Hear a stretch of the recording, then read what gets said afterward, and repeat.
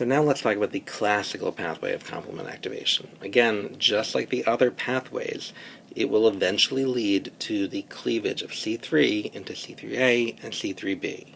It's just going to involve a different way to recognize a pathogen.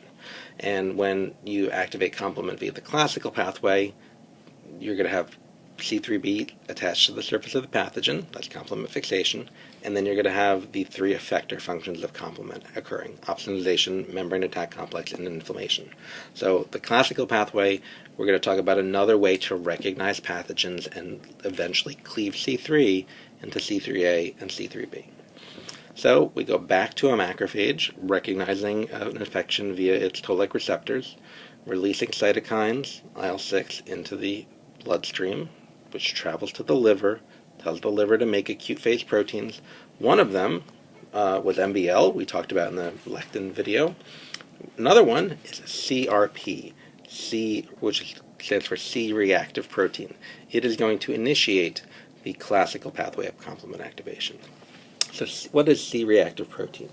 Well, I'm going to tell you it's going to go into the bloodstream just like MBL. It's going to look for pathogens, and I'll show you shortly how, so you can see it there leaking into an inflamed tissue.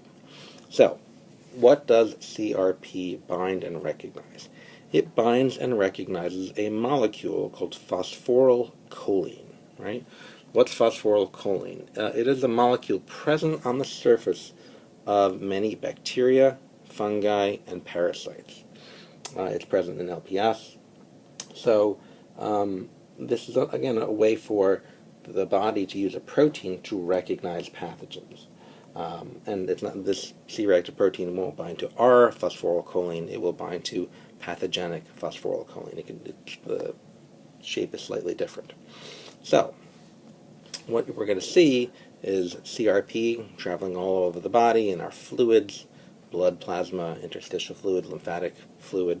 And anytime there's a pathogen that has phosphorylcholine on it, CRP will bind it, and that's going to trigger eventually C3 being cleaved to C3A and C3B and attached to the pathogen. Let's see how.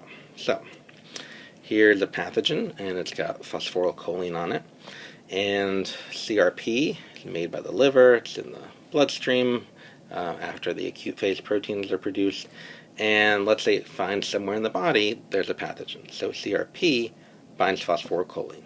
Okay, great. What's next? Well, there's another complement protein, actually a bunch of them, which will bind CRP when CRP is bound to phosphorylcholine.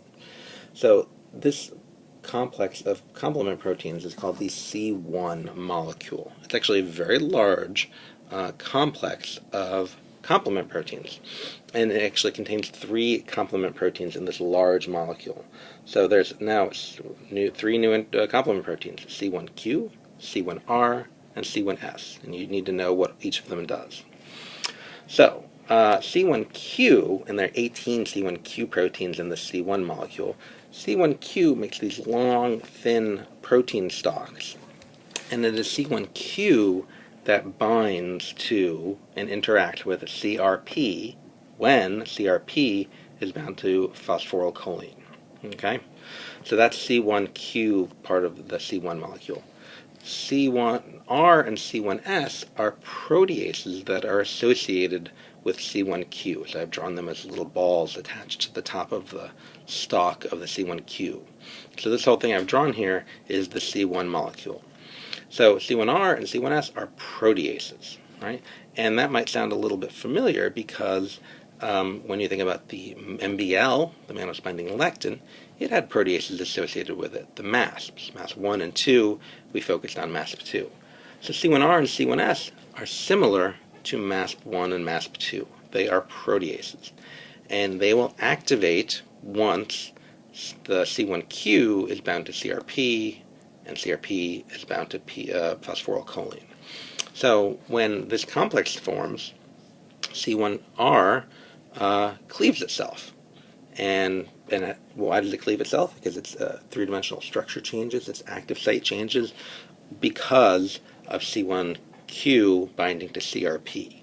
So this binding complex triggers a change in the shape of C1r, which can then cleave and activate itself, which can then cleave and activate C1s. And now that they're both cleaved and activated, they can go and cleave, guess what? C4 and C2. So these are complement proteins that we saw in the lectin pathway. Well, guess what? They're used in the classical pathway as well.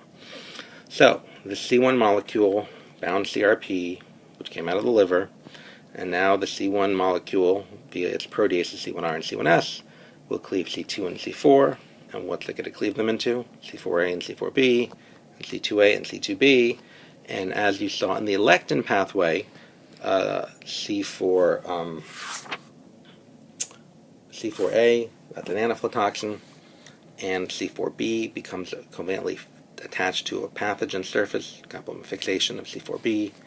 C2a associates with that, and that thing should be recognizable. What is C4b, C2a? It is the classical C3 convertase.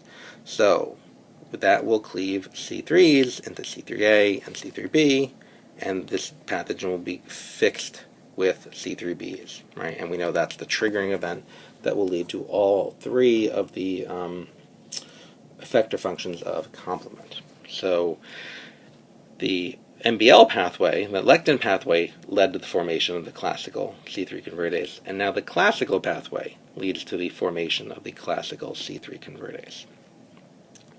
So we've formed the classical C3 convertase, and what else can we form in this pathway? We can also form the classical C5 convertase. And so again, going back to the lectin video, if C4b, C2a is attached to the surface of the pathogen, and a C3b, instead of attaching to the pathogen, associates with the classical C3 convertase, it now becomes a classical C5 convertase. So it can cleave C5 into C5a and C5b, C5a being an anaphylotoxin, C5b initiating the formation of the membrane attack complex. So we've gone through the classical pathway of complement activation, being initiated by CRP out of the liver. So you should know the steps between CRP recognition of pathogens and the formation of these C5 and C3 convertases.